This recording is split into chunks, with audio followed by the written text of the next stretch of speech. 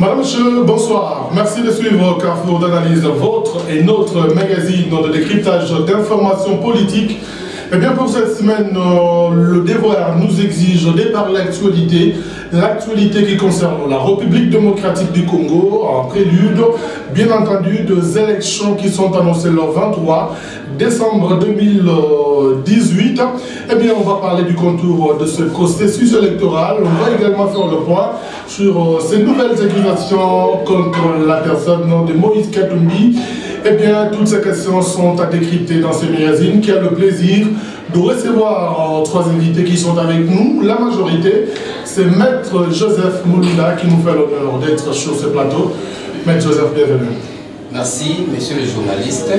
Permettez-moi également de vous remercier pour l'invitation que vous nous cessez de nous lancer et de saluer également tous les téléspectateurs de la radio et télévision Viens et Voix. Également saluer mes co-débatteurs qui sont avec nous sur ce plateau. Voilà, nous avons côté opposition le Front citoyen pour la République avec M. Kungu Massangou. Il est secrétaire général adjoint de cette formation politique, le parti de Jean-Bertrand Yonga. M. Kungu Massangou, bienvenue. Merci beaucoup. J'espère que tout se passera bien comme la dernière fois. Voilà. Ça fait quand même longtemps que je suis passé par ici. Voilà. Alors, nous avons Maître Sanville Mukendi. Il est porte-parole de la plateforme Ensemble pour le changement, cadre de PND. Merci d'être avec nous. Merci, Monsieur José, de m'avoir convié à ce débat. Et je saisis cette opportunité pour saluer aussi tous les téléspectateurs qui nous suivent en ce moment. Et saluer aussi mes co-débatteurs avec qui nous sommes présents sur le plateau. Voilà. Maître Sanville, on commence par vous. Le jalon, est-il finalement jeté pour que finalement le 23 décembre, qu'il y ait des élections présidentielles en RDC? C'est bon. Vous dites? Les jalons sont-ils déjà posés pour qu'il y ait élection Oui, les jalons sont là. De votre côté, l'Assemblement. Les jalons sont déjà jetés de l'autre côté de l'Assemblement. Ce n'est pas pour rien que nous avons été en Afrique du Sud pour mettre sur pied la plateforme électorale de Moïse Katumbi Chapwe. C'est-à-dire que nous sommes en train d'abattre un travail de titan. Et pour votre gouvernement, M. José, vous êtes en train de suivre que l'implantation se poursuit sur toute l'étendue de la République, même à l'extérieur, quand bien même le vote de la diaspora pose encore problème. En tout cas, nous sommes prêts, puisque nous avons quand même un candidat connu du nom de Moïse Katumbi. D'ici là, nous allons déposer nos candidatures pour la députation nationale, tout comme la députation provinciale. En tout cas, nous, c'est cap vers les élections. Nous ne laisserons aucune seule journée au-delà du 23 décembre sans qu'il n'y ait élection. Pour nous, c'est le 23 décembre, Moïse Katumbi, président. Et pour votre gouvernement, je vous lance même notre slogan, ensemble, on répond toujours prêt pour les élections. D'accord. Le 23 décembre 2018, Moïse Katumbi, président de la République. Alors, M. Kungu Massangou, votre lecture, le 23 décembre, au regard des enjeux de l'heure, les jalons sont-ils favorables pour la tenue des élections à RDC selon vous? Votre lecture en tant que telle? Non, je pense que du côté de l'opposition, l'a dit le camarade, je crois que nous, on n'a pas ces soucis-là. Les soucis sont seulement du côté de nos amis de la majorité qui passent des journées à la ferme en train de... Par contre, ils disent qu'ils sont prêts, ils disent comme ça, ils le disent. Nous avons déjà notre candidat.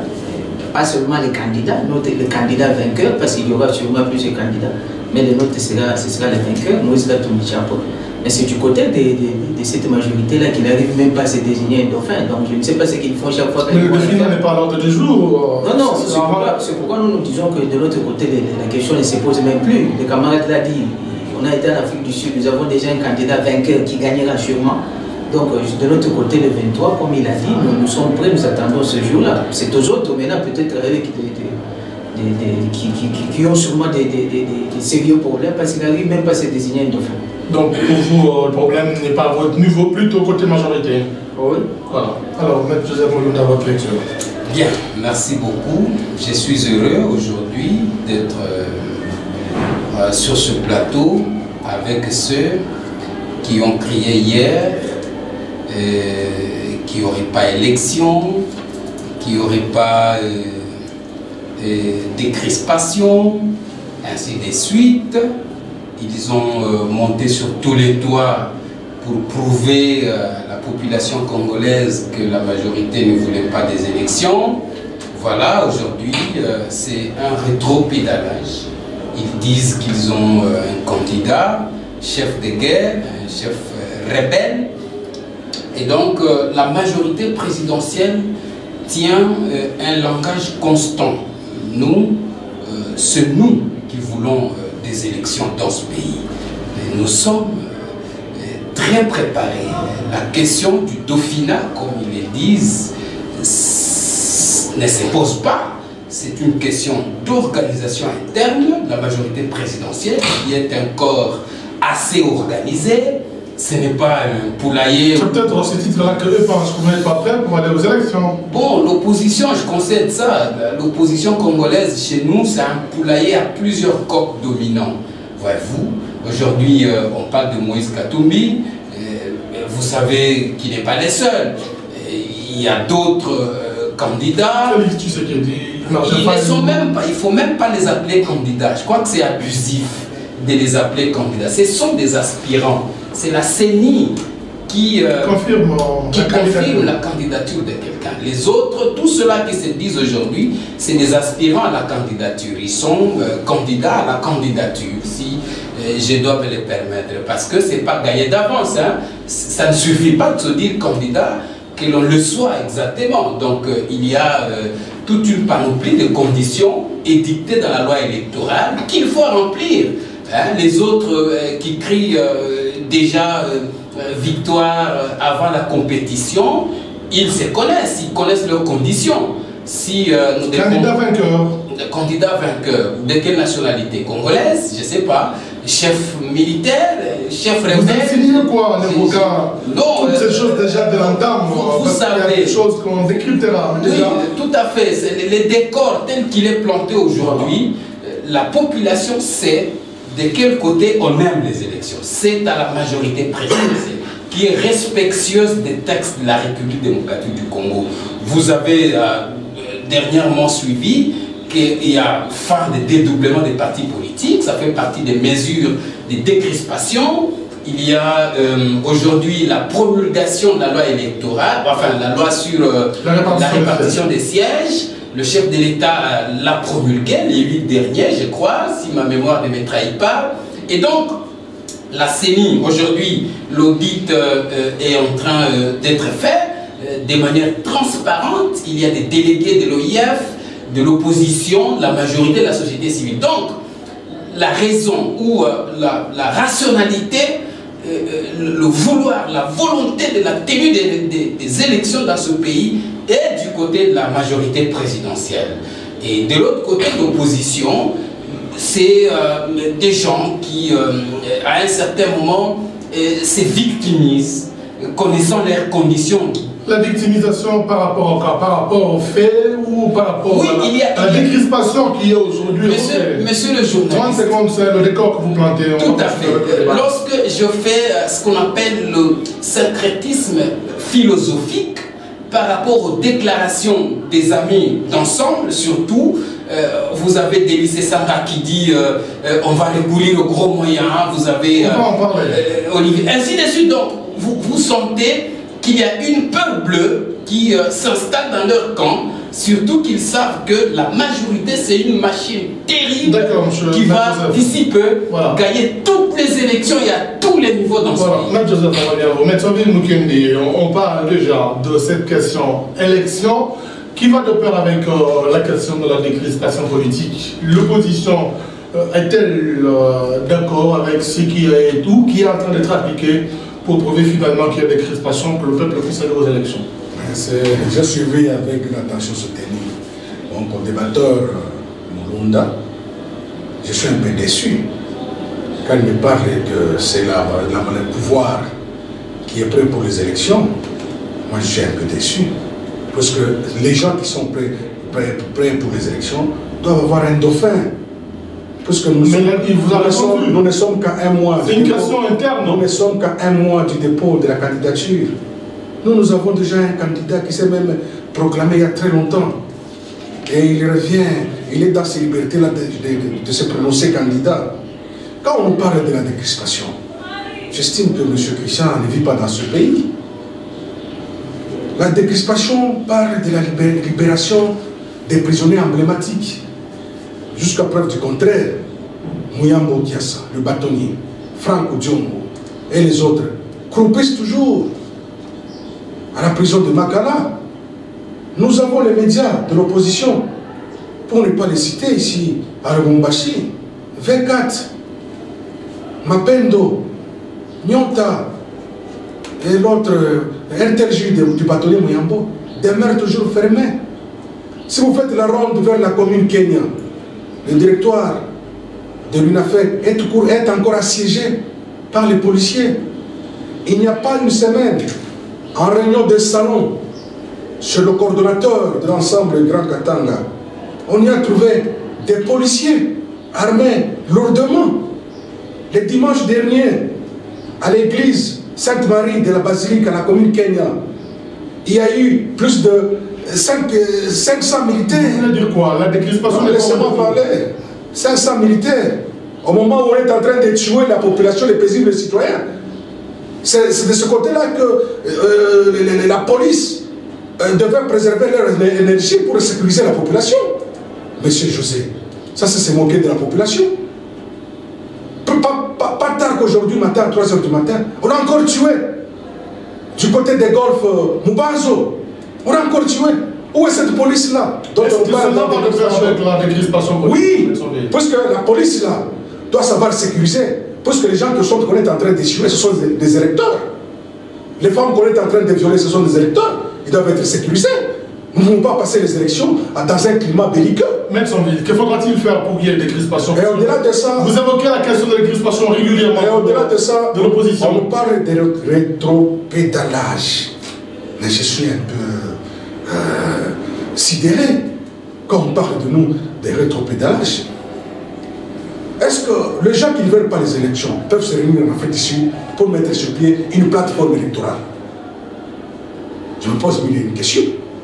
Est-ce que le retour des exilés politiques est déjà effectif? Qui sont les exilés politiques? Il y a Moïse Katumbi Chapoya, il y a les Boussangam-Moussi, et consort. Le débat doit-il tourner simplement autour? Je n'ai pas parlé seulement de Moïse Katumbi. Voilà. Dans le cadre de décrispation, j'ai énuméré autant de cas qui ont été évoqués dans l'accord de la Saint-Sylvestre. Il ne faudrait pas vous borner seulement à Moïse Katumbi. Il fait partie de la décrispation politique. Et le pouvoir est dans l'obligation, puisque l'accord de la Saint-Sylvestre a été dûment signé par 3 partis. Le pouvoir, l'opposition et la société civile.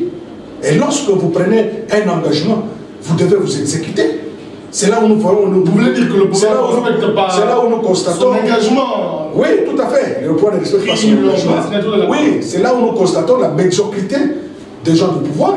Comment est-ce que vous pouvez parler des élections lorsqu'un responsable comme Chadari, à l'Équateur, il demande à la population de tuer, de gifler tout celui qui va critiquer M. Kabila? Et vous direz que cette majorité est prête pour les élections. Vous voulez dire quoi? Quand vous intimidez, vous incitez les gens de PPRD de la médiocrité présidentielle à la haine, à la violence. Vous direz que ces gens-là sont prêts pour les élections? Donc, brièvement, la majorité n'est pas prête pour les élections? On nous parle de la promulgation de la loi de répartition. Et on se tape encore, on se targue encore sur la partie, l'audit est encore en train d'être fait. Mais je remets en cause les qualités de mon co-débatteur en tant qu'avocat.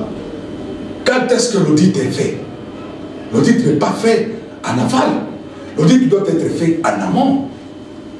L'accord de la Saint-Sylvestre a prévu l'audit interne, tout comme l'audit, oui, tout comme l'audit externe. Il y a une audit interne qui est passée, on devait attendre l'audit externe, puisque ça c'est la contre-expertise. Et c'est à ce niveau-là qu'on devait conclure pour déposer les projets de la loi sur la répartition des sièges au niveau de l'Assemblée nationale. Mais qu'est-ce que nous n'avons pas vécu? Si ce n'est que le ridicule qui peut tuer au Congo, vous déposez les projets de loi électorale à l'Assemblée, tout comme au Sénat, même le président sortant, M. Kabila, promulgue, le président illégitime, il promulgue cette loi, et vous-même, la CENI, vous faites appel encore à l'OIF pour la contre-expertise. À l'hypothèse, non, je suis, s'il vous plaît. À l'hypothèse où, à l'hypothèse où, au regard de cette contre-expertise, on y retrouve des faiblesses. Quelle sera la valeur de cette loi qui a été promulguée par M. Kabila? Voilà. Pour le citer maintenant, on nous parle qu'il y a des crispations. Il n'y a pas 72 heures que le secrétaire général des Nations Unies, Antonio Guterres, a interpellé le pouvoir de laisser l'opposition manifester. C'est-à-dire que les manifestations publiques ne sont pas de mise. Qui ont peur des élections entre l'opposition et le pouvoir? Si le pouvoir ne veut pas permettre, si le pouvoir ne veut pas permettre à l'opposition de manifester publiquement, nous savons de quel camp se retrouve la peur. D'accord, M. Ville, on revient à vous. Nous parlons de la décrispation politique. Quelle est votre lecture à propos? Non, mais je crois que c'est un débat, ça fait 2 mois qu'on en parle et ça devient hérétique. J'entends notre co-débatteur ici de la majorité qui parle de trop-pédalage, nous sommes montés sur tous les toits. Mais eux, ils sont à la ferme là-bas, dans tous les arbres, en train de crier sur la nationalité de Katumbi, ils sont prêts.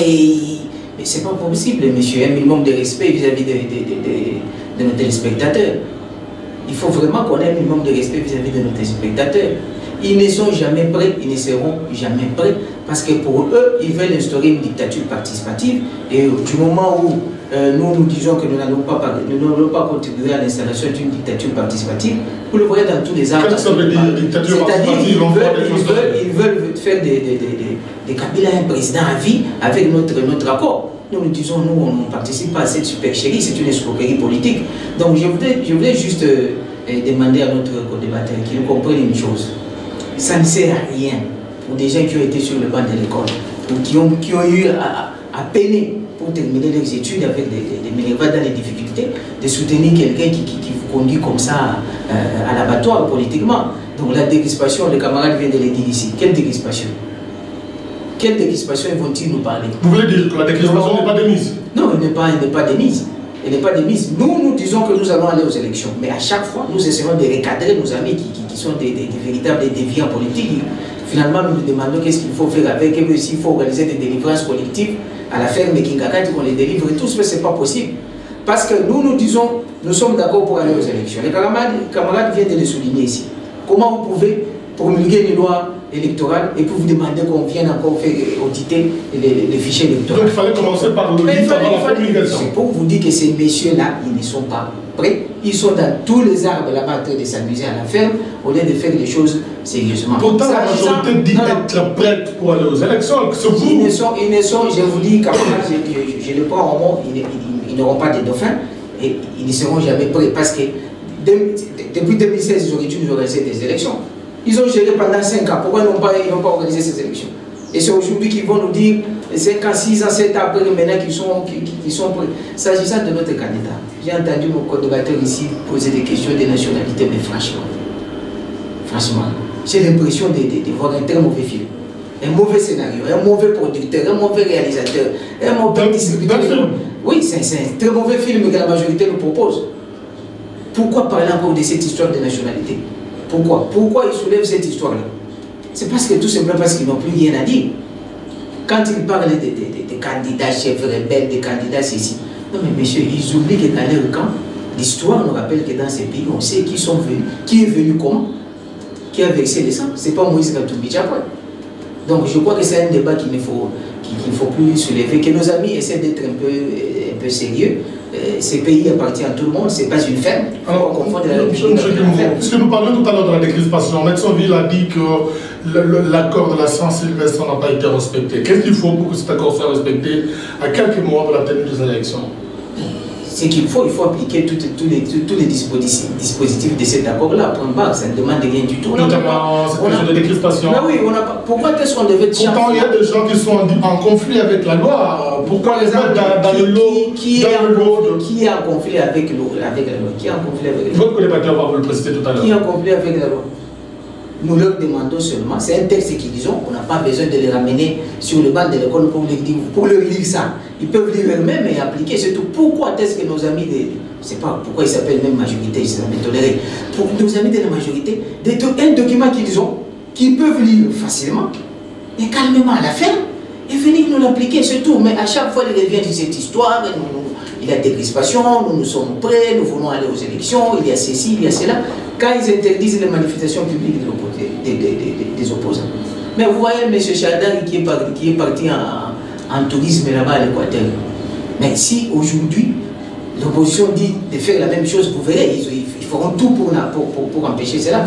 Donc nous pensons qu'il faut arrêter avec ces exposés. Parce qu'apparemment, j'ai l'impression que notre co-débatteur il confond les débats télévisés avec des exposés à l'auditoire où peut-être défendre son texte ou son mémoire ou une plaidoirie et devant les cours et tribunaux. Non, ici on est ici pour débattre, pas faire pour des plaidoiries ou des exposés. Il faut cesser ces discours-là, nous répéter à tout. C'est vraiment un mauvais film, ça ne sert plus à rien. Ça nous film que la majorité oui, vraiment ça commence à devenir ennuyant. Dans l'intérêt qu'ils arrêtent de revenir avec les mêmes arguments. Moïse Katumbi Tchapo rentrera, il sera candidat, il gagnera. On va aller dans la deuxième partie. Et là, ils auront les dans les chaussettes. Voilà, alors la décrispation, vous dites qu'il y a déjà des crispations où vos co-débatteurs disent qu'il n'y a rien, alors rien de ce qui a été dit dans l'accord de la Saint-Sylvestre. Joseph, votre réaction évidemment par rapport aux allégations de vos co-débatteurs. Bien, merci beaucoup. Je suis devant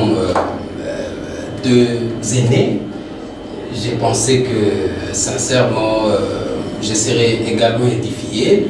Je dois rappeler ici que l'émission est non seulement politique, mais elle est également pédagogique. Nous avons des étudiants qui suivent, il y a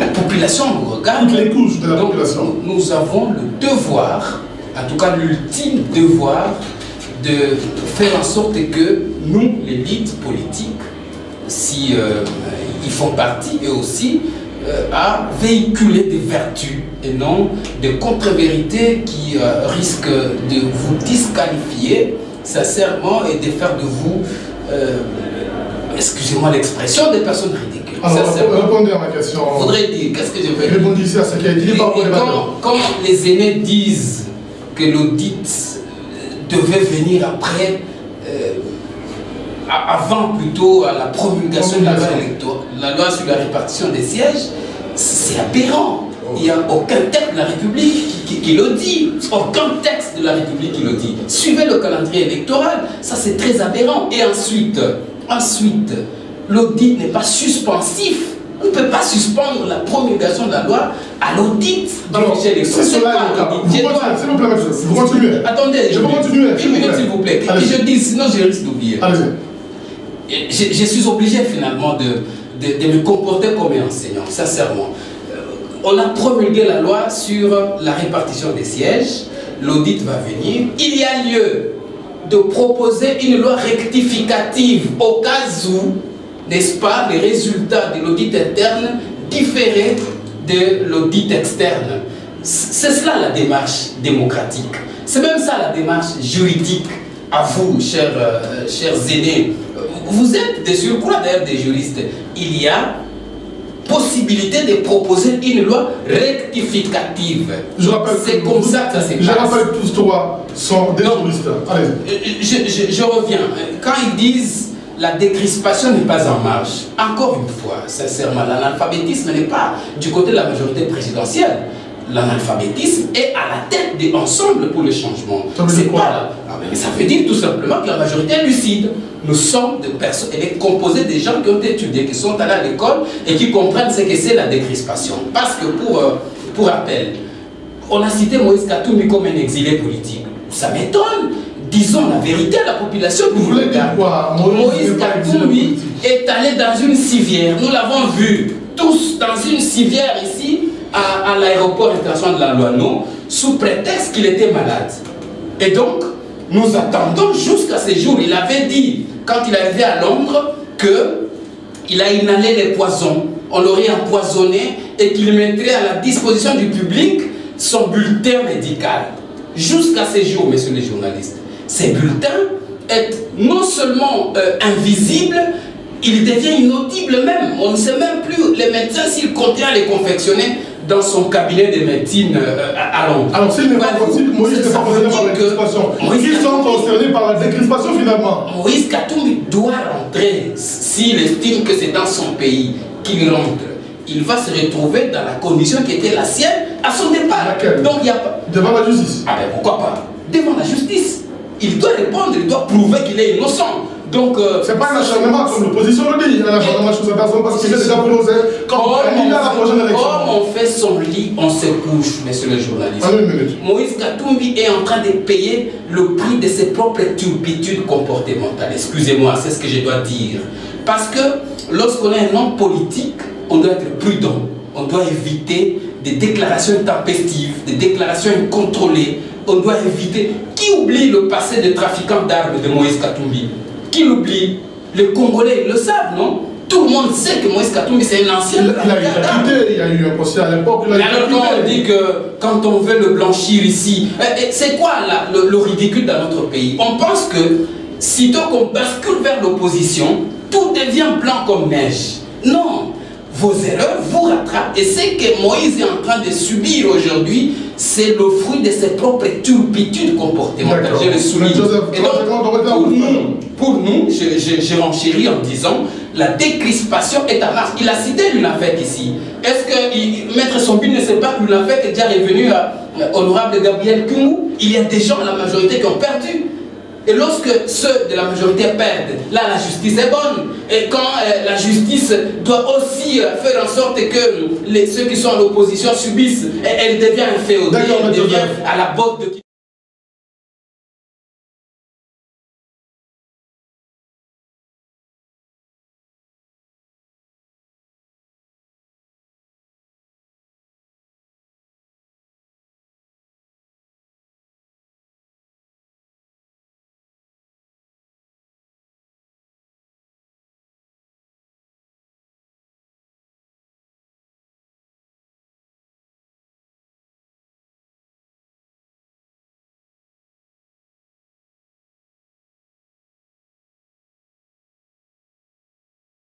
qui puisse faire en sorte que le pays soit déstabilisé.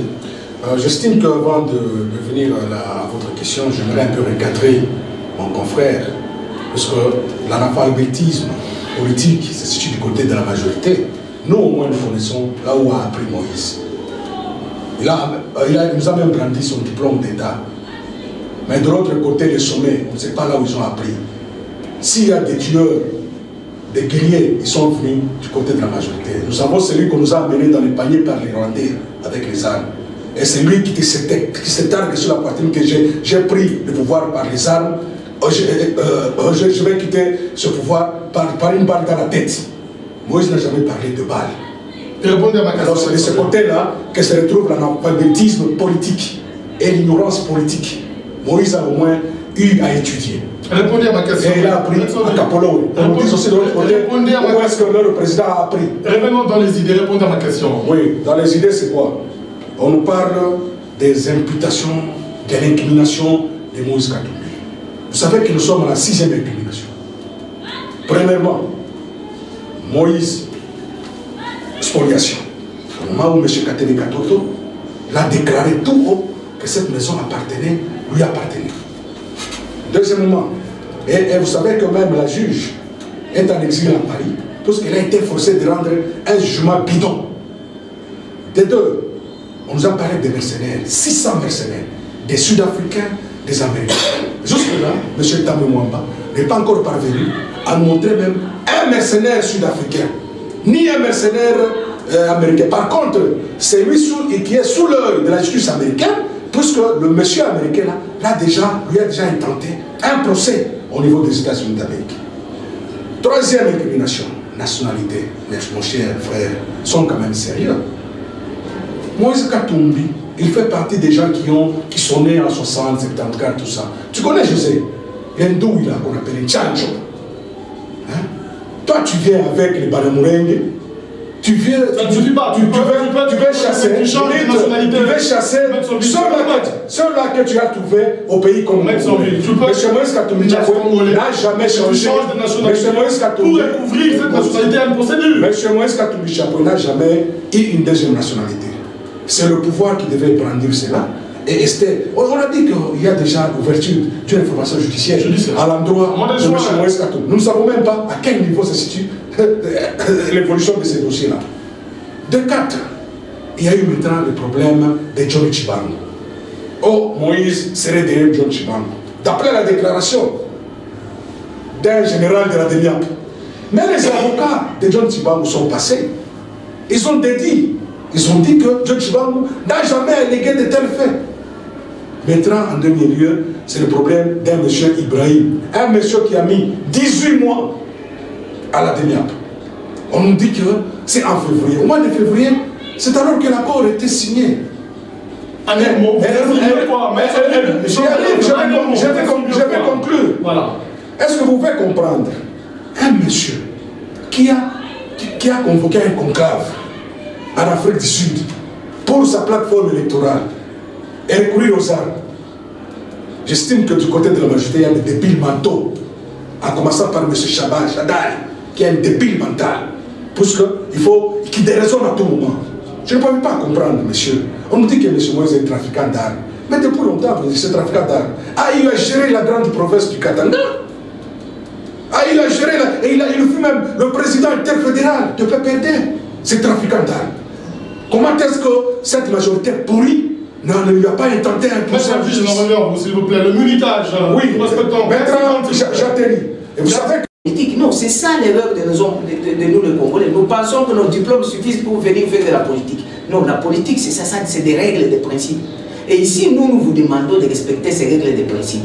Parce que je ne crois pas que tous ces professeurs d'université qui sont à côté de votre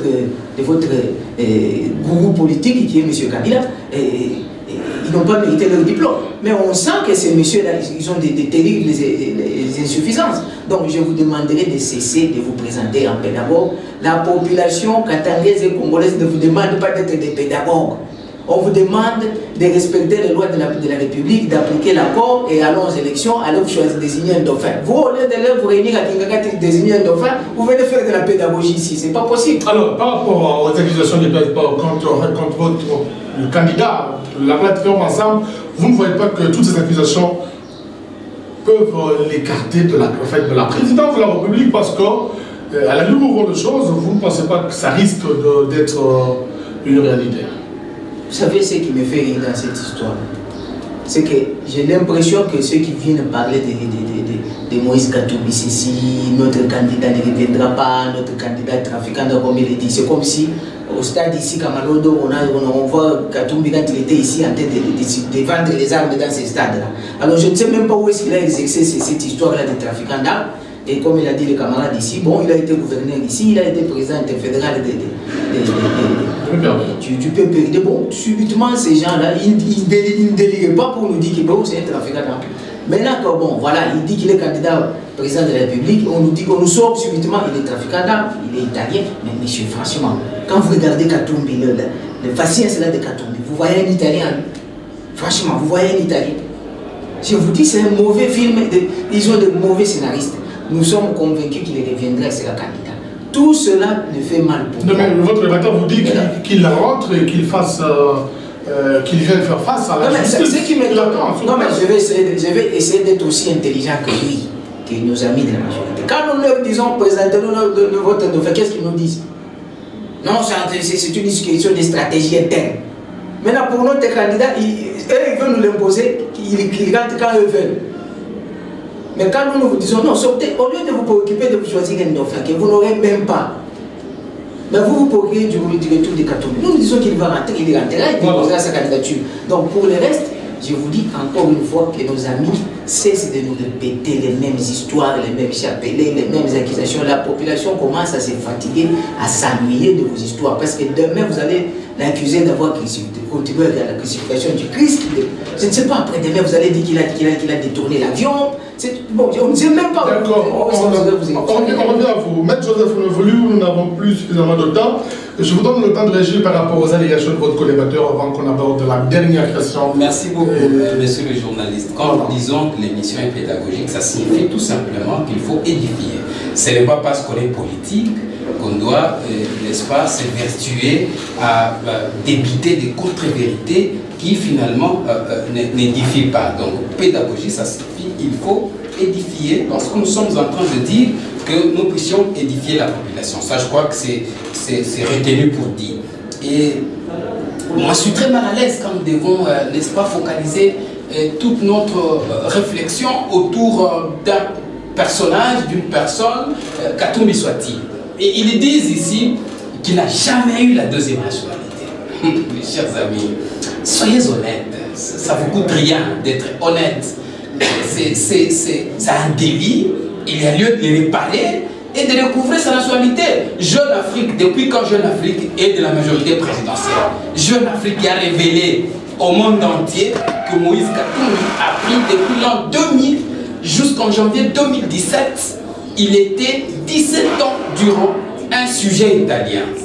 Et donc, ça ne vous demande pas des lunettes. Vous voulez la nationalité, selon vous, ça se voit au visage. C'est sincèrement, même si on avait réfléchi par absurde, sincèrement, je suis désolé, chers grands frères, ce n'est pas à vous que ces choses devaient venir. On a regardé sa face, ça ne montre pas qu'il est italien, sincèrement. Et même les enfants qui nous regardent à la télévision, ils sont sincèrement déçus. Mais je ne voudrais pas revenir... Et toutes ces accusations, bon, alors, elles peuvent éloigner Katumbi de la présidence de ces candidats. Nous, la majorité, sa rentrée en RDC ne nous fait ni chaud ni froid. Donc Katumbi ne fait pas peur. Pourquoi avoir peur d'une créature, de quelqu'un qui a fait un premier pas en politique, donc, grâce au coaching de Joseph Kabila, président de la République? Pourquoi on va avoir peur de quelqu'un que nous avons engagé? Parce que, rappelez-vous quand même que... Toutes ces accusations peuvent l'éloigner de la présidence. Je vous ai dit ici, je répète ce que j'étais en train de dire, que Moïse Katumbi est en train de payer le prix de ses propres turpitudes. Quand on est un homme politique ambitieux, on fait attention à ses actes, n'est-ce pas? On s'arrange pour ne pas tomber dans des petits pièges qu'on aurait soi-même tendus. Aujourd'hui, ce qu'il est en train de payer, c'est le fruit de ses propres turpitudes, tant comportementales qu'elle engage. Ça veut dire quoi exactement? Regardez, quand il dit, par personne interposée, Télis et Sanga dit, si Kabila ne part pas le 23 décembre 2018, nous allons recourir aux gros moyens. Nous savons que le gros moyen, nous savons,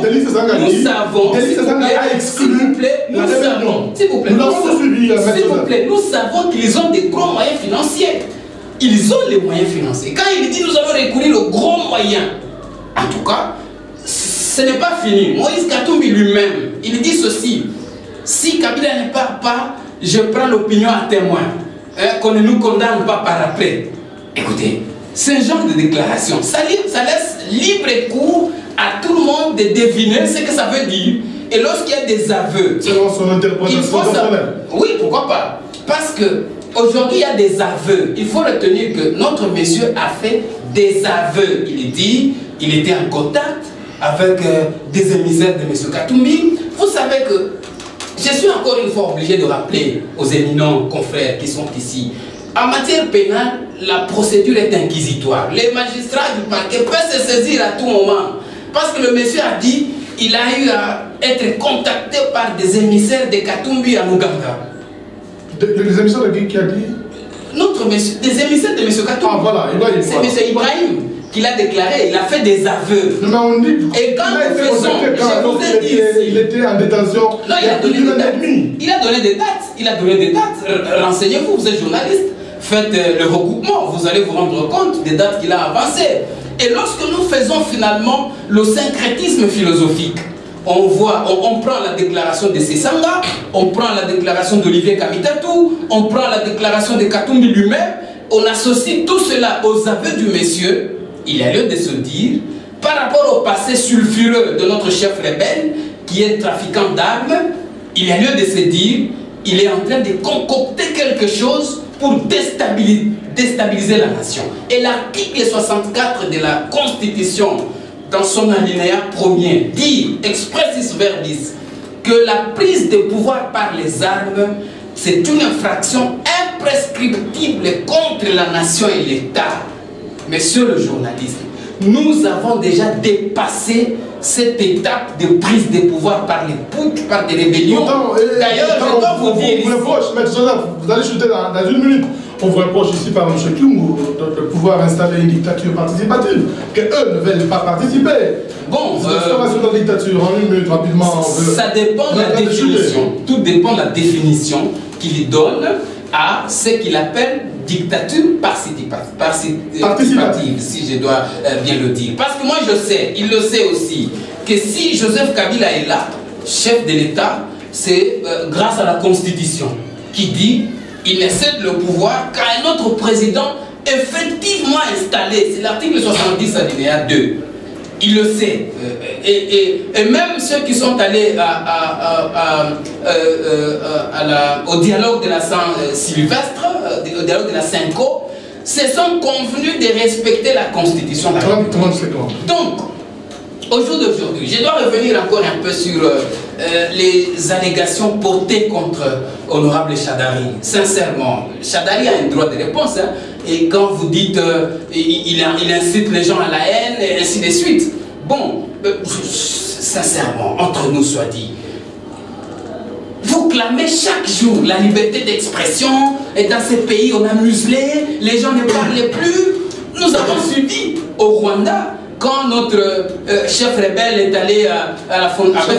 Oui, Moïse Katumbi, j'ai fait allusion à Moïse Katumbi. Comme chef rebelle. Comme chef rebelle, parce que notre monsieur est en train de faire les aveux. Moïse Katumbi, c'est un chef rebelle. Vous connaissez son passé sulfureux. Il disait des insanités à Kigali. Il insultait presque tout le monde. Si vous avez suivi son discours à Kigali, moi j'ai comptabilisé à peu près 7 injures. Chacun de nous reflète l'éducation qu'il a eue, son éducation de base, et ainsi de suite. Donc, il n'y a pas ici matière à incriminer Chadari qui l'aurait appelé les gens là. Non, Chadari n'a fait que rappeler que nous devons respecter l'autorité dans ces pays. D'accord, mais la démocratie, ça ne veut pas dire insulter les gens. D'accord, compris. Nous allons faire la dernière ronde. Chacun a 3 minutes, la réaction et la conclusion. On commence par mettre son vidéo Kendele. J'estime que j'ai bien suivi mon co-débatteur, notre confrère Mulunda. Ce n'est pas nous qui nous focalisons sur la personne de Katumbi. C'est la majorité qui s'est substituée en plateforme propagandiste de Katumbi. Parce que pour le moment, on parle de Katumbi même dans la cuisine. Lorsque M. Mulunda voit la souris, Katumbi. On parle même que les mains de Katumbi ont servi à Maniema. Ce sont eux qui parlent de Katumbi, qui sont devenus les propagandistes de Katumbi. Ils ne passent pas une minute sans qu'ils ne citent Katumbi. Dans leur ferme Kingakati, là où les oiseaux sont en train de croasser ou quoi, si j'ai bien prononcé le mot. C'est grave. C'est grave vraiment. Ce sont eux qui parlent de Katumbi partout. José, partout. Si vous suivez leurs médias là, Télé 50, Katumbi a parlé. Il revenait aux idées, ne parlait pas. L'RTNC, l'église à côté du village. Mais c'est Katumbi, toujours Katumbi. C'est-à-dire que c'est la majorité qui est focalisée sur la personne de Katumbi. En ce qui concerne la nationalité, mais en tout cas, jamais en cause les qualités de mon confrère. Est-ce que c'est avec on peut prendre comme preuve de culpabilité un simple journal? Confrère, vous oubliez qu'un accusé doit présenter ses moyens de défense. C'est une dénonciation. Et vous, cette dénonciation-là, vous la gobez, cette dénonciation-là, vous la gobez et vous rendez le verdict. Non, ce n'est pas votre niveau en tant que juriste. Non, laisse-moi parler, c'est moi qui ai la parole. Cette dénonciation, vous la gobez et vous rendez le verdict. Il y a une ça au moins un délinquant. Il y a une information judiciaire. Il faut que M. Katumbi soit auditionné. Mais il a dire qu'il y a une information judiciaire. M. Katumbi n'a jamais été auditionné. Il n'y a jamais eu confrontation. Au mois de juin, vous ajoutez encore votre ignorance. Au mois de juin, il y aura une information judiciaire. Et vous concluez directement que c'est vrai, les allégations et les faits exposés dans le journal Jeune Afrique. Non, ça devait venir d'un sociologue, mais pas vous. Peut-être aussi d'un médecin, peut-être aussi d'un maçon, mais pas vous. Peut-être aussi d'un chariomène, mais pas vous. Concluez, maître Ville, on n'a plus le temps. Par rapport à M. Kabila, à M. Moïse, il dit qu'il a dit gros moyen. Et puis, monsieur, il faut bien lire votre constitution. L'alinéa premier de la disposition 64 ne dit pas qu'il y a instruction. L'alinéa premier va lire. Les gros moyens, c'est l'article 64, alinéa premier. Nous allons passer à une mobilisation à outrance pour faire échec à M. Kabila et ses appendices qui veulent s'accaparer du pouvoir des forces. Et nous allons le faire partie par des gros moyens. Vous avez fini votre... Les gros moyens, c'est l'article 64. On nous dit que M. Moïse Katumbi Diapoué, qui c'est trafiquant d'armes et tout ça. Mais c'est lui qui n'a pas de bilan, qui a le bilan des tueurs, il les connaît, M. Kabila. Nous avons combien de forces communes ici, en FDC? L'espace Kassaï. Combien de forces communes? 98 forces communes. Forces communes de Maloukou. Force commune de la Roche ici. Vous n'avez pas envie de conclure, mais j'ai conclu. Nous n'avons plus de temps, mais force commune du côté de l'Est. On en a découvert combien? Alors je dirais que s'il y a un tueur, c'est M. Kabila qui est tueur. Qui est en train de tuer tous les jours. Je vous accorde 2 minutes pour votre conclusion. Pour conclure maintenant, chers compatriotes, soyons ensemble. Moïse Katumbi revient au mois de juin. Il vient déposer sa candidature. Et le 23 décembre 2018, M. Katumbi est président de la République. À l'hypothèse où M. Kabila et sa CENI, qui constitue un bras séculier pour la majorité pourrie, n'organisez pas les élections, M. Katumbi et M. Kabila sera contraint de démissionner. Et il y aura élection sans M. Katumbi. Merci. Alors, M. Kingomassami, votre conclusion regarde tout ce qui a été dit dans ce magazine. Non, c'est sûrement bon. Ça ne me surprend pas quand j'entends des adeptes de M. Kabila déliré, communicateur de déliré tout le temps là-bas. Donc je voudrais dire à notre co-débatteur, quand vous dites que Moïse Katumbi veut déstabiliser le régime, mais vous êtes d'abord en déconfiture complètement, on va vous déstabiliser comment? Vous êtes déjà affaissé, vous avez échoué sur tous les plans. Et maintenant vous êtes en train de nous accuser, nous, de vous déstabiliser, alors vous êtes déjà par terre. Donc messieurs, je dis encore une fois, au risque de me répéter, encore une fois, ils ont parlé de chef rebelle. Ils sont pitoyables quand ils disent que Moïse Katumbi chef rebelle. On sait comment chacun de nous est arrivé ici. C'est vraiment pitoyable. C'est terrible. J'espère que ces enfants ne suivront pas l'émission parce qu'ils ne mangeront même pas. Ils ne mangeront pas d'avoir entendu leur papa dire des choses comme ça. Donc, tout le monde sait comment, qui est venu, comment certains ont assumé des fonctions. Mais comment est-ce qu'on peut accuser Katumbi d'être un chef rebelle? Comment est-ce qu'on peut dire des choses comme ça? Même un enfant la maternelle connaît qui est Katumbi. Même un enfant la maternelle connaît qui est Katumbi. Encore une fois, je voudrais insister sur un point. À nos amis de la majorité présidentielle. Vous allez multiplier des prétextes, mais vous partirez. Vous partirez, qu'il pleuve, qu'il neige, vous pouvez aller en enfer, vous allez au ciel, vous allez sur la planète Mars. Nous vous regardons, Moïse Katumbi vous regarde, vous partirez et il fera la remise et reprise.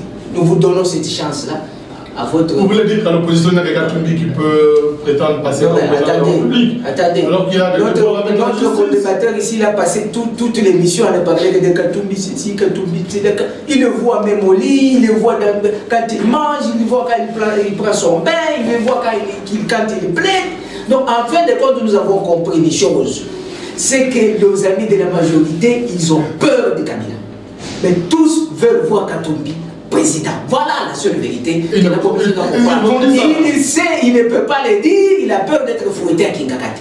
Donc il sait très bien, tout cela que vous voyez, tous ces gens que vous voyez là, avec leurs vestes qui se quittent, même les chagars que vous voyez là-bas, quand ils parlent en public, ils rentrent dans la maison devant son épouse, ses enfants, priez pour Katumbi, priez pour... C'est ce qu'ils font. Je demande à M. Kabila qu'il cesse de suivre tous ces oisillons politiques qui parlent à son nom. Ils ne veulent plus de vous, ils ne vous soutiennent plus. Ils prient pour que Katumbi rentre. C'est pourquoi ils passent leur temps à parler de Katumbi. Bon, nous-mêmes, nous disons finalement, bon, on peut leur laisser cet espace-là qui parle de Katumbi. Mais quant à la population, je voudrais la rassurer. Je voudrais vraiment rassurer la population congolaise, plus particulièrement la population katangaise. Soyez sûrs et certains que nous donnons une chance à M. Kabila, après le 23, de faire la remise et reprise avec Katumbi Diapoué. On lui donne même qu'il ait au moins cet honneur, qu'il sorte comme ça en faisant les remises. C'est une chance pour M. Moïse. M.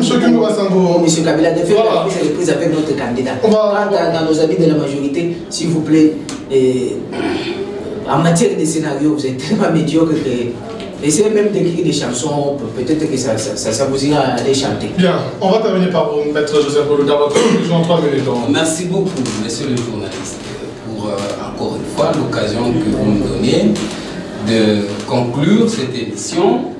Je vais dire d'entrée de jeu que la majorité présidentielle ne cherche pas à s'accrocher sur les individus. Ça, c'est une habitude de l'opposition.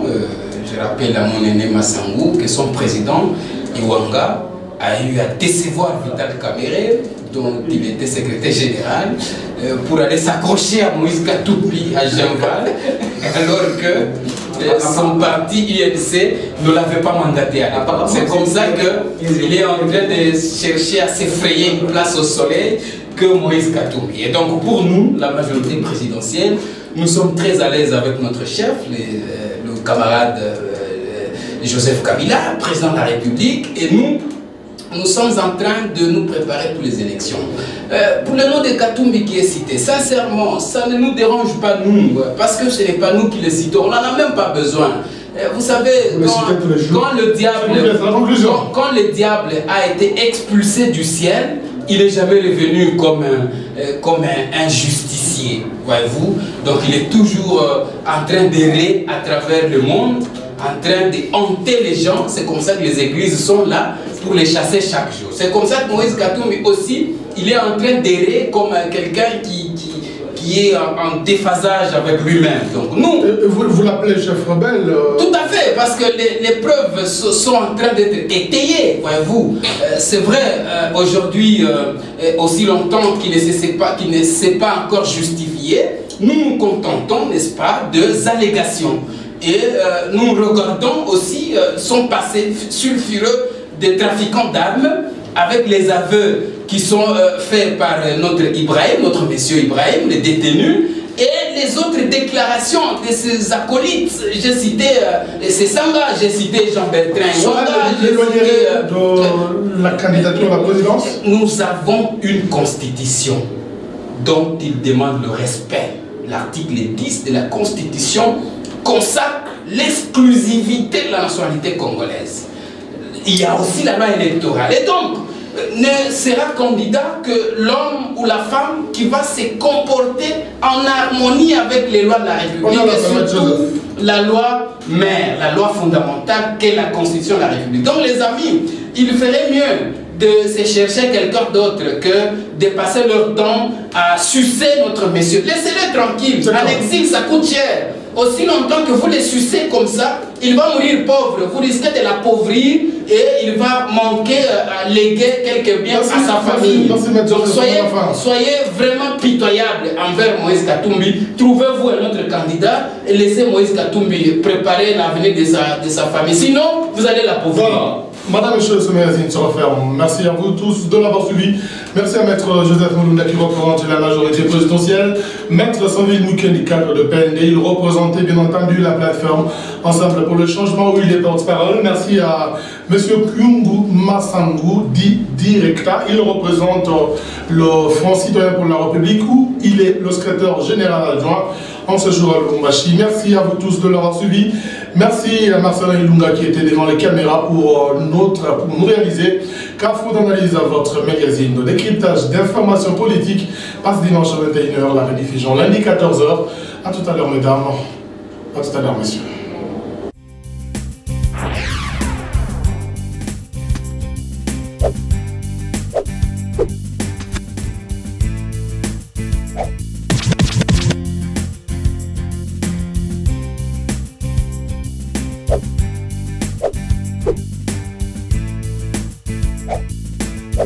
You